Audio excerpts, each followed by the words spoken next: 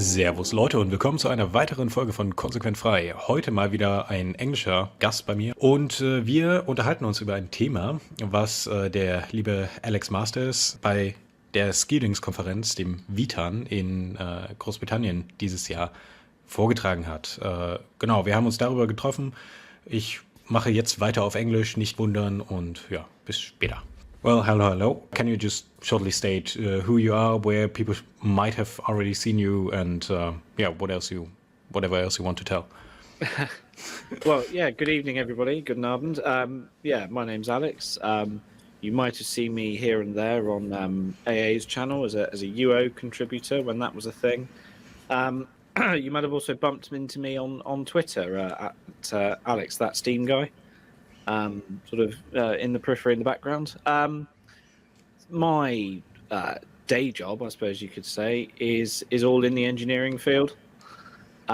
So unlike a lot of people who are coming at our problems, we've got some wonderful artists, we've got wonderful historians and literature buffs. I'm trying to approach everything, of course, from a technical and engineering perspective.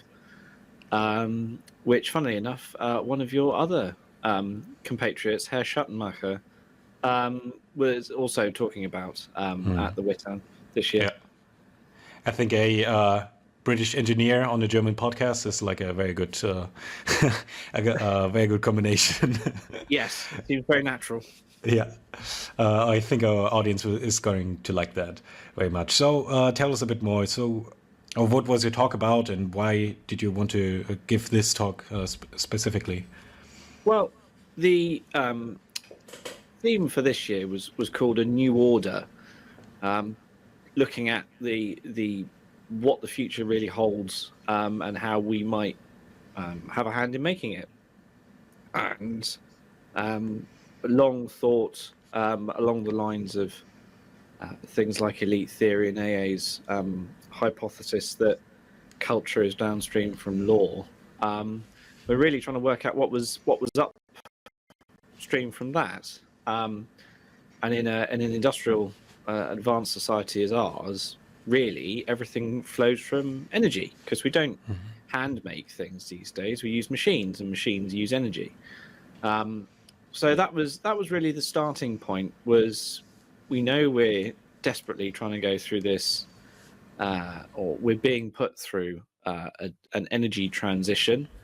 The powers that be want to move us away from obviously fossil fuels, but also, of course, in Germany, you've started to move away, however reluctantly, from nuclear Sadly, as a source. Yes, and your disastrous Energiewende has really shown up certain things, and the terrible news about Volkswagen having to shut factories for the first time ever because the energy prices are just too high.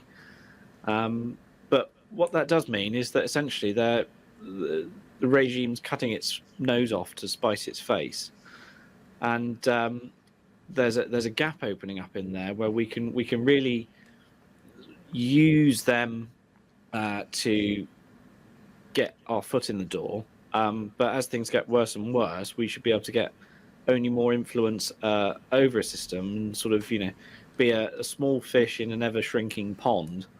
So proportionately, we should actually be all right.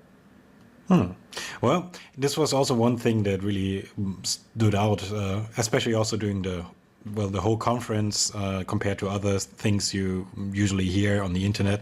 There was a very positive vibe actually going around, and especially your talk, which was finally not just the same old, doom pilling you see on on Twitter all day. It was finally something concrete with all right, so here are things you could make money with, and this was really refreshing. I talked with you after your talk ended quite a lot about it, and yeah, it just got my mind going, because every day you see just doom pilling, and finally you have some opportunities. But talking about this, you what exactly did you propose, or what was the meat of the Yeah. talk? So basically, there's an awful lot of what I was talking about was I call them alternative energies.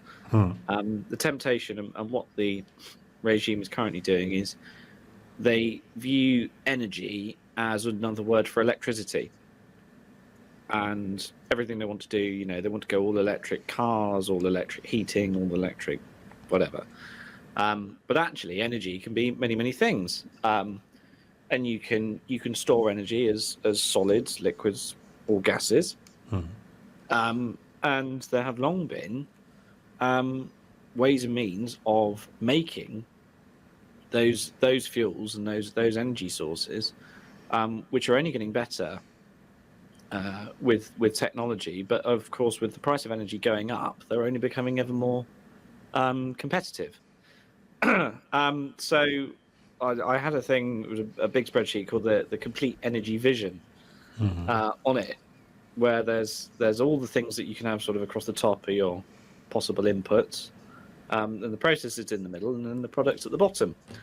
Yeah, being only one man, I can't do them all simultaneously. So I really sort of turned around to everybody and said, if you've got one that you think talks to you or might work in your situation, go and run with it. And actually, afterwards, Not So Obvious and we sort of came together and got talking about that.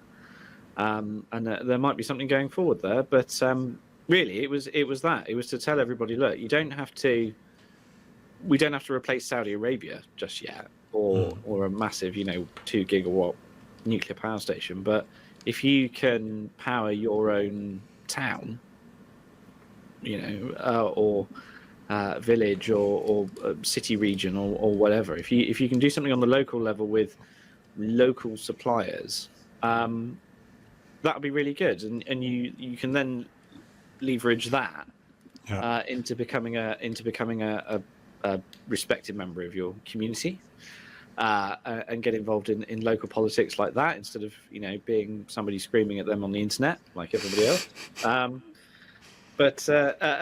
then use that, and the end goal, I suppose, was that the speech was actually called power assisted friend enemy.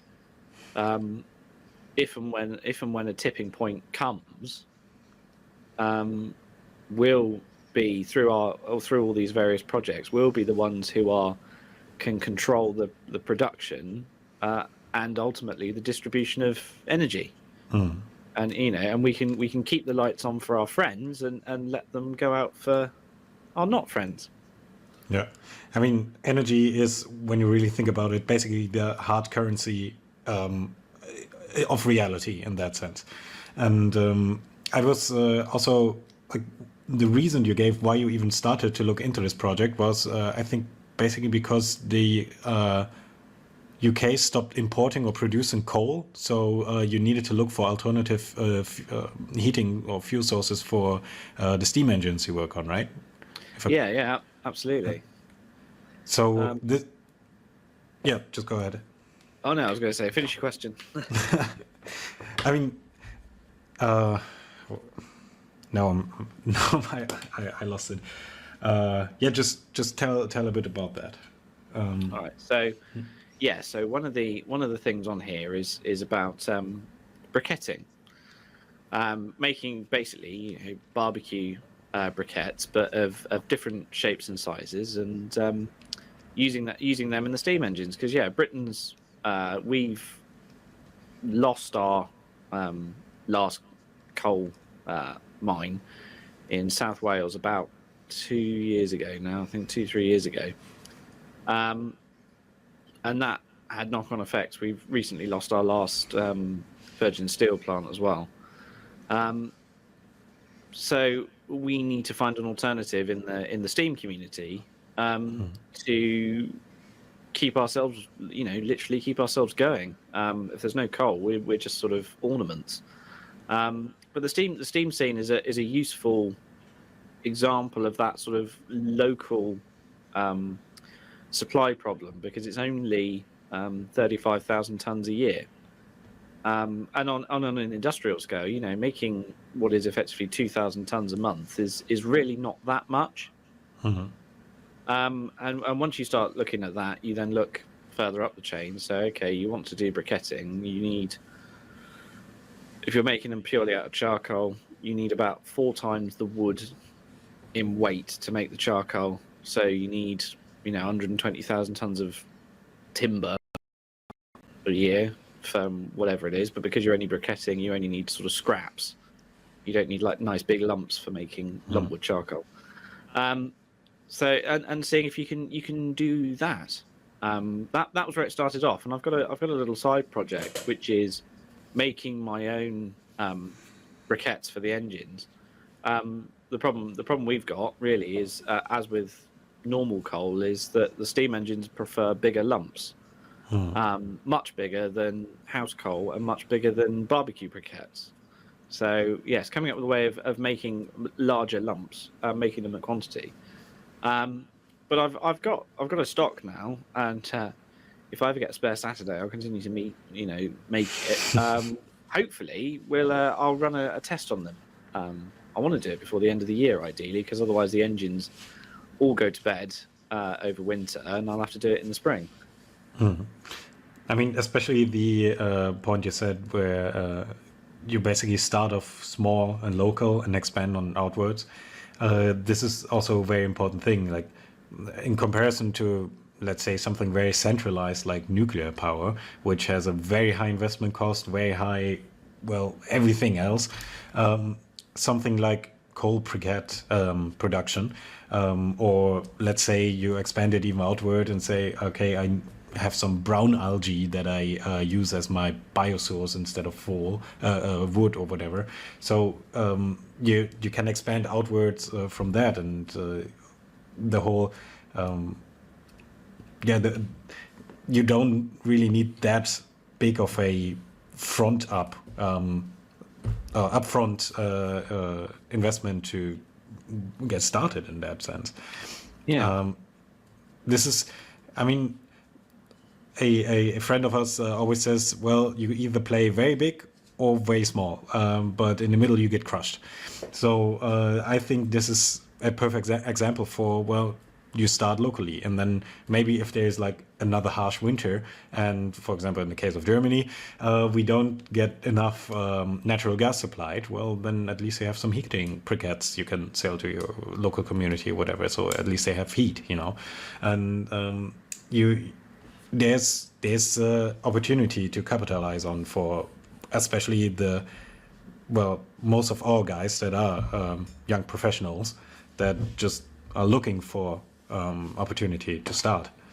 Yeah, and it really is that scalability. You look around. It's another thing as well where it requires you to go and touch grass, but to have a deep understanding of your local area. So you do actually need to get out and meet people and make yourself known in the community. But you quickly find that there's a very positive reaction to youngsters just wanting to do something interesting. So if you wanted to make heat briquettes, obviously Germany, you've got a smaller coastline than we do, relative. So we can lean on sort of seaweed and algae more than you guys can, but then you've got the mountains. So there's a big thing there with sort of micro hydro, they call it, which is anything less than the megawatt, I think. So you've got a lot of water and a lot of height. So maybe making electricity is your best bet, because if it's only running at peak times, and you can charge the earth for the electricity you're making, then that will keep 2 or 3 of you going in reasonable comfort, basically indefinitely. The other thing, and as you say with the gas, so you can anaerobically digest green matter to make biomethane, which you can then upgrade and inject into the gas grid if you've got a national gas grid, or you can burn it in an engine and make electricity and use the exhaust heat to run a community heat thing.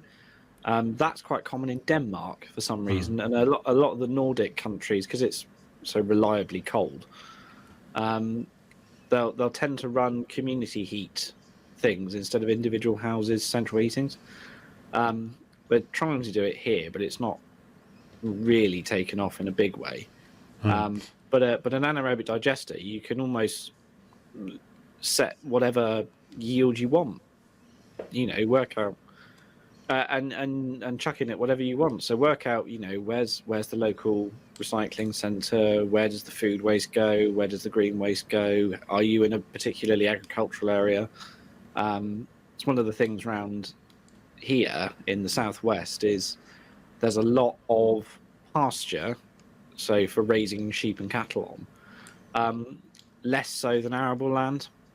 So one of the things you can do with the outflows from an anaerobic digester is it's very high nutrient stuff, so you can use it as a fertilizer, as an organic fertilizer. And obviously, if you've got a lot of organic farmers who want to sell premium food, they'll want to use that over the imported chemical fertilizers. Yeah. But you'll have to go out and have a chat with all the farmers in your area, and getting to know them, and then they get to know you, and it goes on like that. Yeah, and especially stuff like algae, I recommend anybody looking into it a bit, because there's so much secondary use for it. For example, in Britain, you already have a lot of algae waste on some beach lines, or just setting up a brown algae farm or whatever. So I was looking into it a lot recently. So what doesn't really work is when you try to build like a single purpose off the ground, like huge production, whatever. But when you say, okay, you have stuff that's already there or basically unused, then you can leverage this and make useful stuff out of it. And especially the biomethane, it's usually not that great for heating, since you have around 50% CO2 percentage already in there. But I mean, you can scrub it. It's expensive, but you can.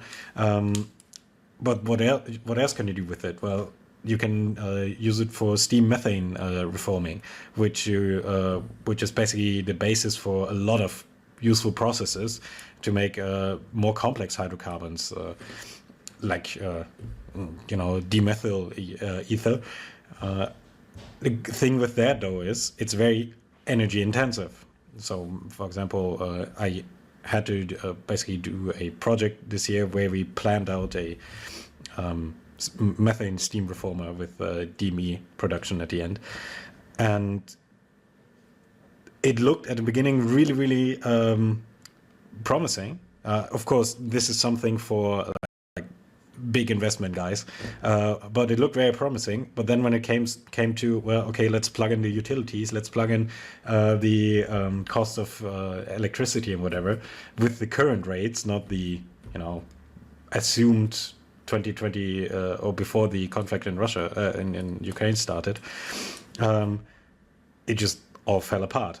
And this was very close, like only a few weeks before you gave your talk at the conference, which was for me like another wake-up call that how important energy is. You can make basically, basically magic with most hydrocarbon processes, but they're usually energy intensive.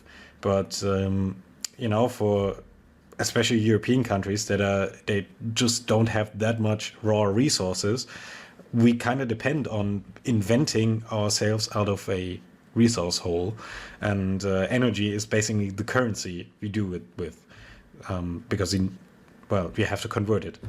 So yeah, I mean, we won't solve the big crisis anytime soon, because that is a problem for way bigger fish than we are. But you can basically start in your local area, and this is the whole point I wanted to bring about in this video. Any thoughts about that? No, this. No, absolutely. And one of the things you can sort of play with, as you quite rightly say, with carbon chemistry is essentially if you've got hydrogen, oxygen, and carbon, you can stitch it together in almost however many ways you want. And yeah, if you've got an anaerobic digester and you're making methane and CO2, there's you basically got the world's your oyster after that. If you can also make enough that you can generate your own electricity on site as opposed to having to buy it in. That's one way that you might be able to get around that. I'd have to do cost modelling and all the rest of it to have a look at that. But yeah, and there's two ways of making liquid fuels, which was I briefly touched on in the speech. And there's excuse me the fermentation route, or the biodiesel route, where you take waste oil, seed oils, and go through transesterification to make biodiesel, or you go down the route of Fritz Haber and the other one, Haber-Bosch. Haber-Bosch, possibly the fuel synthesis processes where you do actually literally stitch together perfect octane. And if you've got the raw materials for that, and you can find a decent source of local energy, and it could be micro hydro, it could be putting solar panels on the top of the thing. That's probably not enough though. So micro hydro or some other renewable energy source. Then you can do that, and it sort of just take those boxes and those processes, and if you've got common inputs and outputs, or one that leads on to the other, just stitch them together in interesting ways, and that's basically the how invention works. You take establish, and that was the thing I was trying to get through to everyone as well. Is a lot of this is established processes. This is not absolute burning cutting edge stuff. A lot of the synthesis stuff was worked out almost 100 years ago. I mean, briquetting, people have been making charcoal briquettes basically since the Iron Age. So it's not a particularly revolutionary concept. So that's the way you do it, really, is nicking everybody else's ideas and doing them slightly better than they did. Talking about photovoltaics or sun energy in that sense, I was really amused by one of your slides during the presentation, where you showed, I think, the actual makeup of the entire energy production, where you first showed us like how much, I think, investment went into, for example, so-called renewables like photovoltaics. But then showed a slide how much they actually produce, and it was a comically small amount because it's Britain we're talking about, so like a lot of cloud cover. Yeah. And this is a interesting topic when you zoom out a bit, because it basically just shows a huge flaw the current elite has, is that basically consultants that don't really have real grasp of the processes behind it. They just say, look, line go up, and then we solve a way out of the crisis. So it was very, very typical of just the bureaucratic approach of our current day. So to pick up on that, so the I can't remember the exact proportions, but it's something like 80% of all the new renewables installed have been solar. It's a huge amount of solar has been installed in Britain, and it's only making about 10% of the output from all the renewables installed. The figures they came out with, and wind's very much the same, where the nominal capacity, so what they claim they've installed versus what they actually produce, is something like 9 or 10%. Which is a horrendously inefficient system. So not only do you get those people saying, per capacity, was it a nuclear power station takes up 420 times less space than an equivalent wind farm, and then it gets worse, because then you say, and that wind farm's only producing 10% of what it was told us. So it's actually 4,200 times less space efficient than Yeah, and then you have to add in like stuff like, okay, you build a wind farm somewhere out in the ocean, then you have to build the infrastructure there, maintain the connection lines and everything. So, and then it's a very unstable power supply, very unpredictable. So, Yes. yeah, I mean, As was it RFK was on Joe Rogan, and so was Trump talking about how many whales it's killing off New Jersey, which is a new one on me. I didn't know anything about that before. I mean, before I that. heard, Horrendous, yeah. yeah, I heard the argument that they're killing birds a lot, which I Oh mean, yeah. sounds true. The what was I? But to pick up on your second point, whilst you're looking for your next question, the idea that we are in a technical society, highly technical society, but we're run by a non-technical elite. They essentially view all technology as magic. And yes, I did make the point in there where they sort of set a government target that more things are going to get more gooder by 2% per year. Because that's how technology works. Is it's 2% per annum consistently, as opposed to what you actually see, which is that nothing happens, and then there's a quantum leap, and then nothing happens again. Yeah. This is, as I said, a very technocratic or bureaucratic approach. Basically, like you spend money into quote unquote education, and then you just get more good engineers out of it. It is. I think this will be a defining question if the European Union, or basically Europe as a continent or in the current state, can actually get out of the hole, is if it like recognizes that this bureaucratic approach will not be the savior. I recently read a paper put out by Mario Draghi, which has a very catchy title, which basically says, well, we either fix these problems or we die.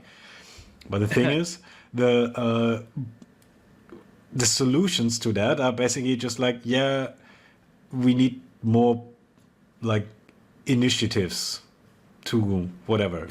Like, all right, okay, let's form let's form another institution where a lot of bureaucrats sit together and form out plans. Yes, this is exactly what we need right now. Yeah. Yes, I see it a lot in engineering, unfortunately, where the innovation that they talk about is innovation in government regulation. Yeah.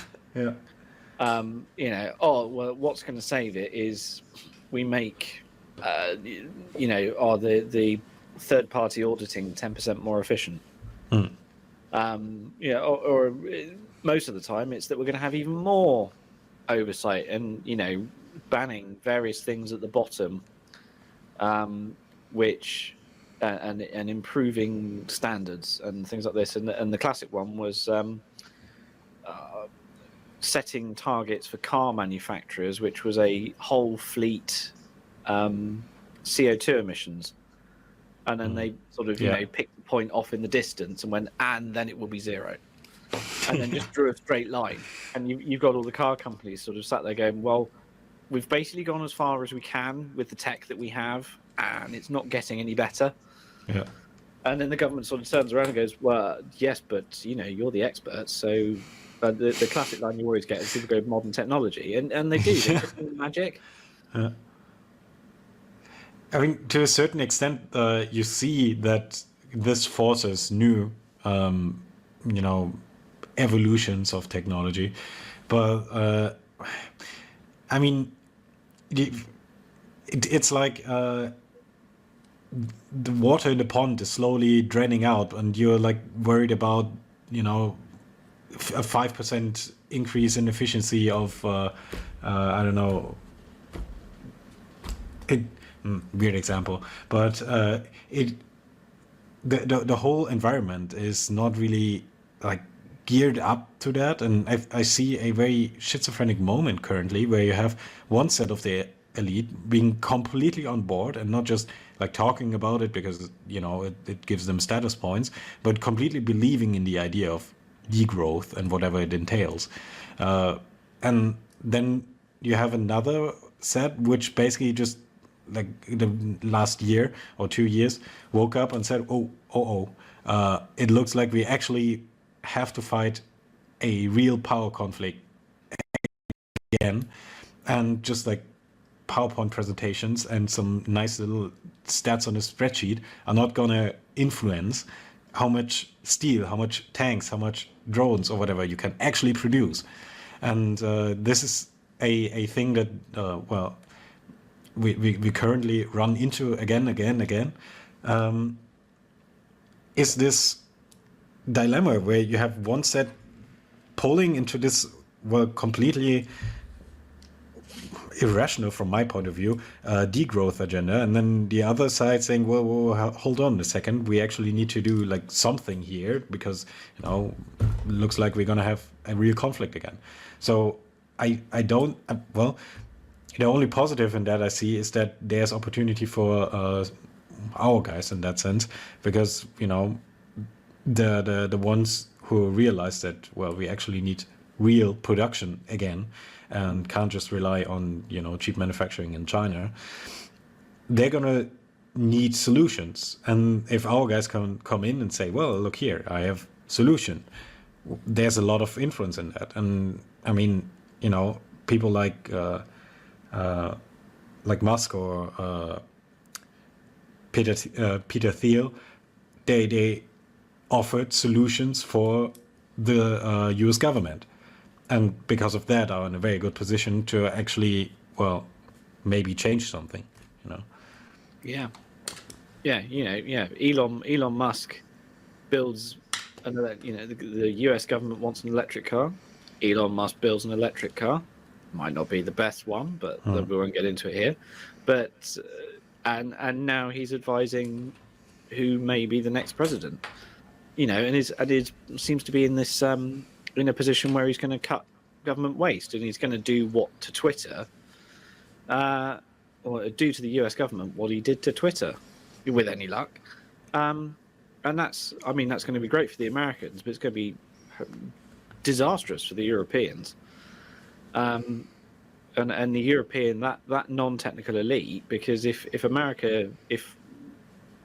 Trump and Elon do actually manage to pull that off and make America far more competitive than it has been for a long time, it's really going to leave the Europeans high and dry when it comes to, because nobody's going to want our stuff.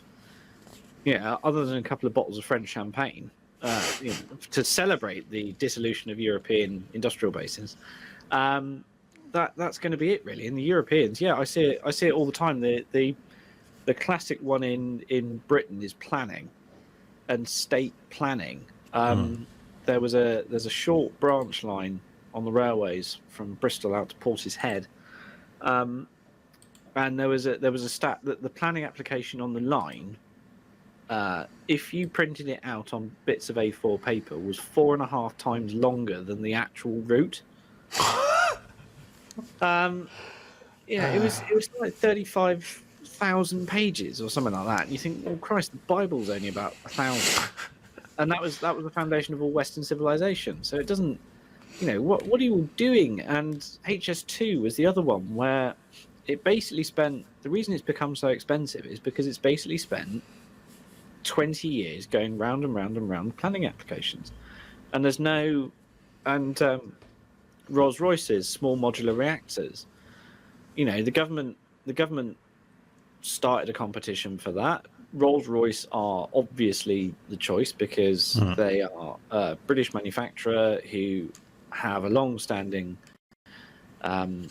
experience through the nuclear submarine program of building small reactors to generate electricity. So it's like, well, you take off some of the fun stuff and declassify it, and then you just build one of those in a shed.